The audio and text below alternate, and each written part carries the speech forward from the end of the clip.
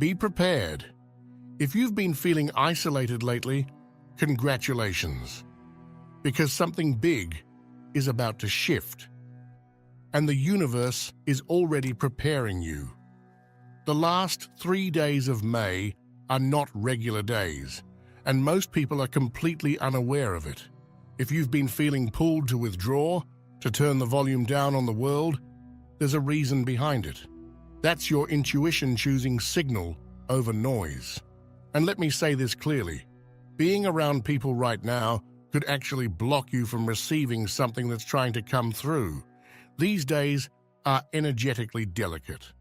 Even the slightest interference, chaotic thoughts, scattered emotions, loud energy can distort the message. And what about you? Have you been feeling this isolating shift lately? Feel free to drop a comment if it's been hitting you too. And if you feel called, you could even leave 999 along with your thoughts in order to align yourself with the clarity this shift is trying to unlock. And watch out, because something special is taking place on May 30th. Most people won't see it coming, but if you do, it could change the way you experience everything. Keep watching, because I'll reveal exactly what it is later on. But first, there's something else you need to hear. Something that wants to speak. What's quiet now will echo in the days to come. There's something forming behind the scenes. You can't see it yet, and it won't announce itself. But it's there, a sequence, a pattern, a revelation. And when June hits, it won't speak through signs or symbols. It will speak through events, moments that feel designed, encounters that feel placed. These last 3 days of May are not the ending, they're the stillness before the transmission begins. Your job isn't to figure it all out, it's to tune your receiver. Stay quiet enough to know the difference between static and signal. You don't want to miss this, because if you're listening now, you won't have to ask questions later. Each day is a gate, and not all gates are meant to be rushed. The last 3 days of May aren't just the end of a calendar page. They're structured, intentional, a triad. Each day is a chamber. Each chamber holds a key. And if you move through them with awareness, something unlocks in you that doesn't just fade when the month flips. May 29th is the mind. You may feel mentally scattered or even unusually sharp, like your thoughts are vibrating at a different speed. That's because the first gate is psychological. It's not about fixing or fighting your thoughts, it's about noticing them. Pay close attention to what your mind gravitates toward during this day. The themes, the loops, the ideas that show up again and again, they're not random. They're pointing to what's asking to be recoded. May 30th is the body. This is when you'll feel things physically. Fatigue might show up in strange ways, or you could feel sudden surges of energy. Sensitivity to food, sound, even temperature may heighten. The second gate doesn't open unless you're listening to the language of your body. Not numbing, not distracting, listening. This is the time to anchor yourself in breath, movement, and rest. It's not weakness to slow down right now, it's a requirement. May 31st is the spirit, the last chamber. And this one doesn't respond to logic. It only opens when you're still enough to hear what doesn't speak in words.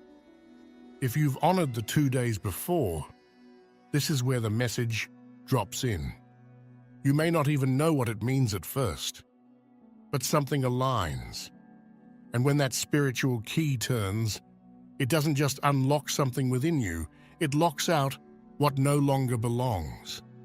This is why isolation isn't just a preference during this period.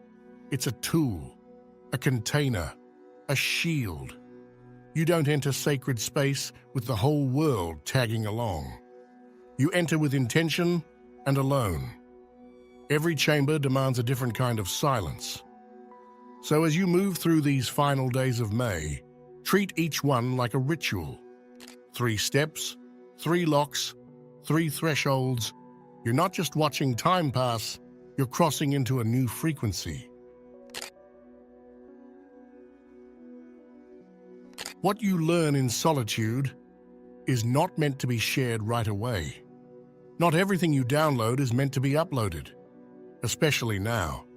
If something powerful comes to you during these days, an image, a realization, a strange coincidence, a dream that lingers longer than it should, don't rush to post about it. Don't rush to talk about it. Don't rush to make sense of it.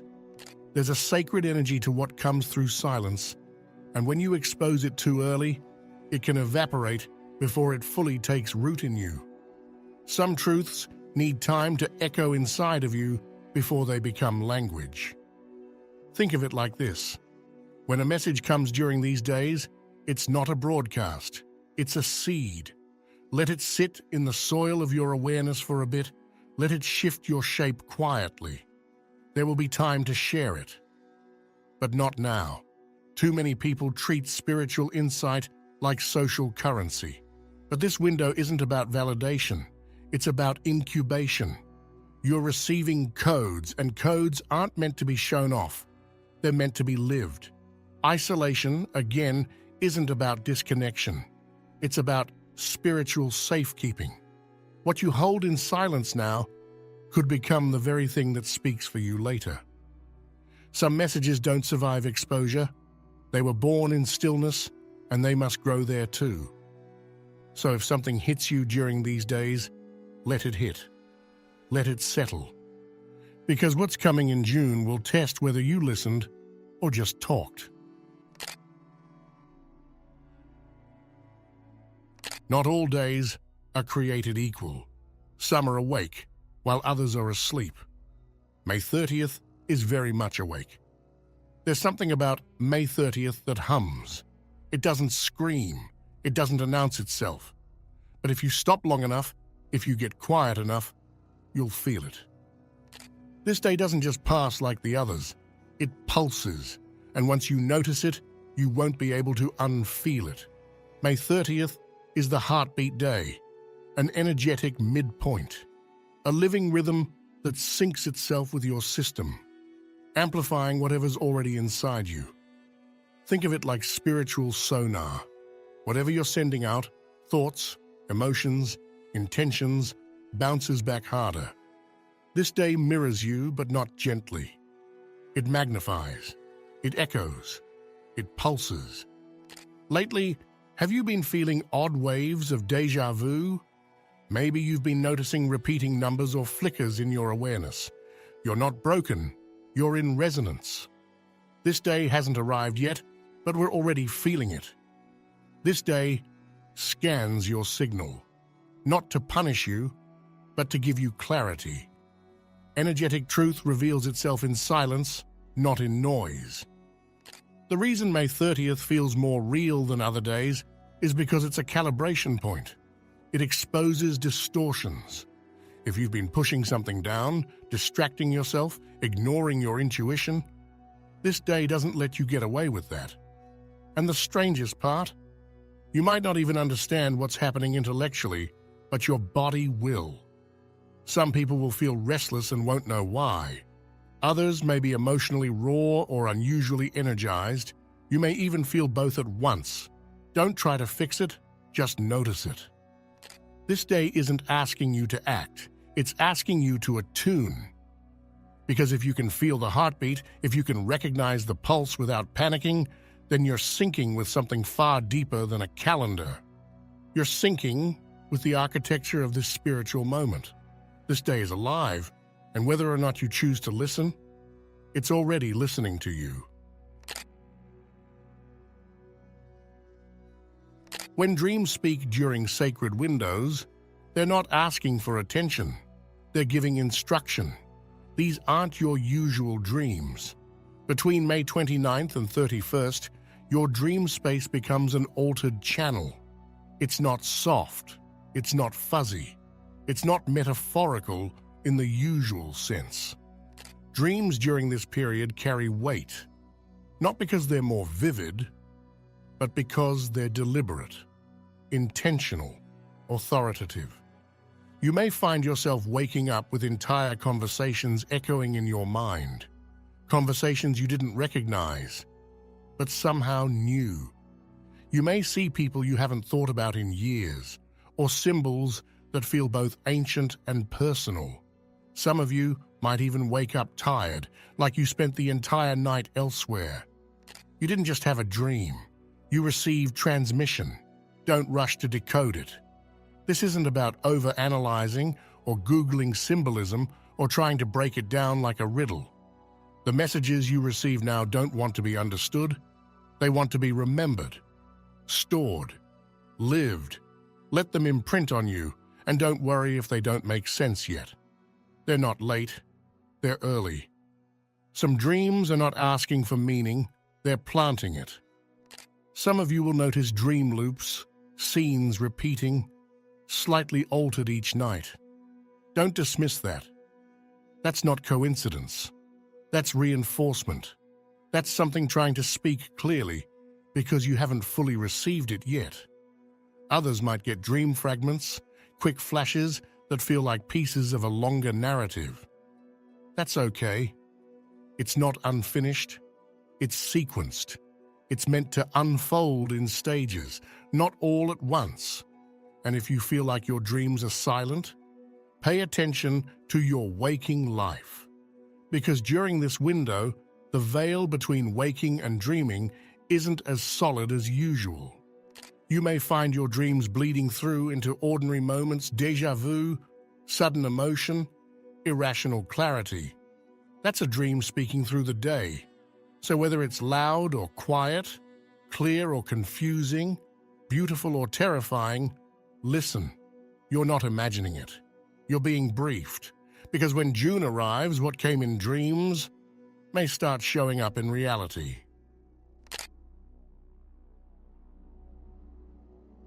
Not every thought is yours. Some are frequencies trying to return home through you. Have you noticed it? The same thought keeps circling back. No matter what you do, what you distract yourself with, it returns. Softly, sharply, or suddenly. A person, a moment, a possibility, a sentence you didn't finish saying, a future you almost stepped into. This isn't obsession. It's resonance. This is what I call the moth effect.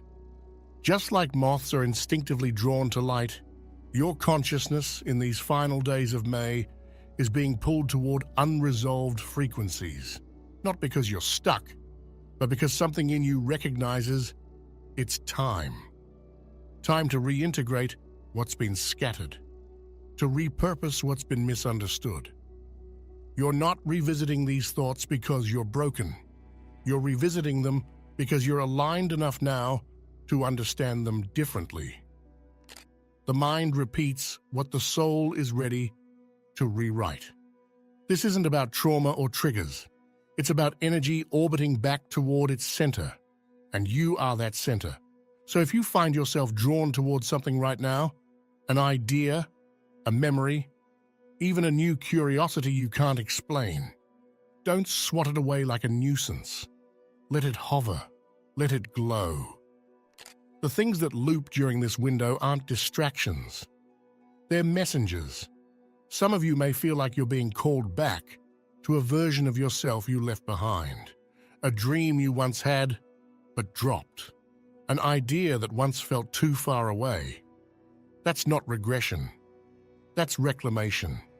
Because sometimes the things that return to you in moments of stillness are the ones that were never meant to leave in the first place. Watch your thoughts now, not with judgment, but with attention. What keeps calling you might be calling you forward, not back. When the clock hesitates, the veil breathes. In the quiet corners of ancient timekeeping, there were days that didn't belong, days that were feared, days that were left unwritten. You won't hear much about them. They're not on the surface. But in some of the older and more obscure systems, pre-Columbian, Mesopotamian, even early Egyptian, there existed what were known as the lost days, the hollow days, or even the unheld space. They weren't quite part of one cycle, and not yet part of the next.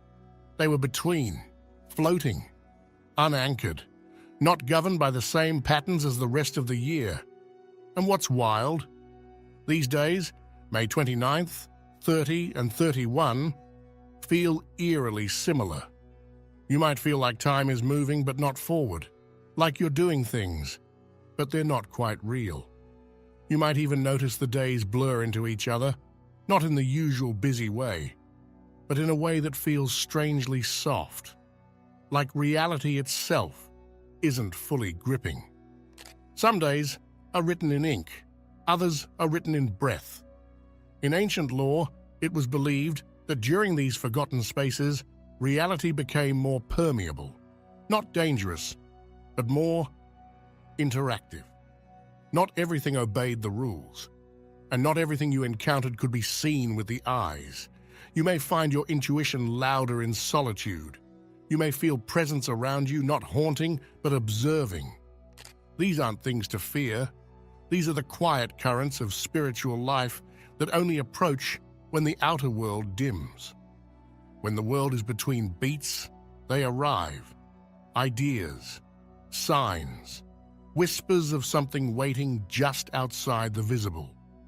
Energetic creatures, forms of guidance, not menace, that check in during these liminal zones when you're finally alone enough to hear them. This is why ancient timekeepers warned, don't fill the hollow days with noise. Don't pretend they're normal, because they're not. They are bridges without names, and if you walk them with presence, you'll hear things you were never meant to hear in the noise of the regular calendar. Some doors in the mind don't open with logic. They open when everything else goes quiet. As these final days of May stretch thin across your awareness, don't be surprised if your mind begins pulling forward the strangest images.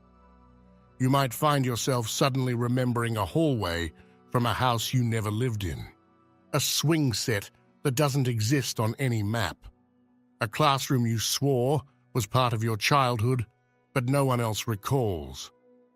This isn't confusion, it's activation. What you're tapping into are internal landmarks, fragments of personal myth, past life memory, spiritual residue, or even energetic architecture that has been lying dormant within you. We all carry these private rooms in our consciousness, and most of the time, we walk right past their locked doors. But these days, these final 3, they stir something different. The combination of cosmic quiet and spiritual density creates the perfect climate for these phantom places to switch back on. Just because something didn't happen in the physical world doesn't mean it's not part of your story. You may see places in your dreams or meditations that don't follow logical time. A tree that pulses, a staircase that leads to a familiar void. These aren't errors, they're codes. You don't decode them by analyzing, you decode them by experiencing them without resistance. There is a cartography happening beneath the surface, an internal map of places you've only felt flashes of. Think of it as your soul giving you back the blueprints to your deeper architecture. The corridors between past lives, the storage rooms of unfinished purposes, the garden gates of forgotten desires. But you won't find these places in conversation. You won't find them in distraction, scrolling, or movement. They activate in silence, in solitude, in presence. When you're no longer trying to be somewhere else, they open. So if a memory or image comes that feels oddly vivid, oddly detailed, or just a bit too alive for your current moment, follow it.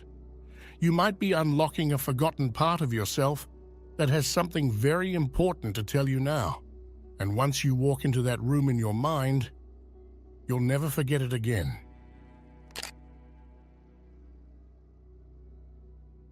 Sometimes the absence isn't about what left. It's about what's preparing to arrive. Have you ever felt it? That strange, weightless awareness that someone is missing from the room. Even when there's no one supposed to be there in the first place, you sit in your space, everything seems normal. And yet, there's this unmistakable gap, a pull, a presence in the absence. Like an invisible chair has been pulled up beside you, and you can almost feel its outline in the air. That's the empty chair. This is a phenomenon that shows up when your energy field begins creating space, not out of loss or grief, but out of invitation. The soul, during periods of deep spiritual recalibration, begins clearing psychic ground for what's coming. That missing someone feeling isn't always about someone you lost. Sometimes it's a preparation for someone who hasn't entered your life yet. Or even more intriguingly, it could be the version of you that's on their way in. There are parts of you waiting for permission to arrive, and they need space first. These next few days will challenge you to sit with that psychic vacancy. Don't try to fill it. Don't rush to solve it. Let it breathe. Because this space you're feeling is intelligent. It's not a void, it's a cradle. It's being formed so something meaningful can take shape, a new connection, a higher level of consciousness, or a soul piece that had splintered off during previous transitions. The empty chair is a sign that something's about to enter your field. And if you try to fill it with noise, with people, with explanations, you might block the very presence it was meant to hold. So when that feeling visits, that eerie sense that something or someone is almost there, just beyond the veil, don't panic. Don't distract yourself from it. That's not loneliness, that's spiritual readiness. Let the chair stay empty for now. The right presence will know when to sit down. If you don't slow down now, you'll miss the cue. And when the curtain rises, you won't be ready. May 29th to 31st aren't just quiet days, they're your spiritual cue sheet. The final alignment. The subtle urges to withdraw. The strange dreams, the inner stillness, they're signals, not side effects. June is not another month. It's the performance. It moves faster, hits harder, and reveals what's been in the works all year. But it doesn't explain. It unfolds. And if you're not in sync, you'll miss it. Not by a mile, but by a moment. This isn't reflection, it's choreography. The universe is setting your stage. You don't need to be perfect, you just need to listen. And true listening only happens in stillness. That's why isolation now is sacred. It's your private rehearsal. Think of an actor. The most important work isn't on the stage, it's in the silent prep, the breath before the entrance. That's what these days are. If you rush through them, you'll still enter June. But everything will feel just a beat behind, like life is happening half a second too late. This isn't fear, it's a reminder. You have a private appointment with the unseen. Don't miss it. Let the world spin. Let the phone stay off. Sit with the pulse. Sit with the silence. Because when June begins, you'll know exactly where to stand. If you're still watching, I'd like to thank you for your attention. If you enjoyed the content and want to see more, please consider clicking the subscribe button. Your support is very appreciated. Feel free to share your experiences or thoughts in the comments below. Until next time, take care and subscribe for more insightful content.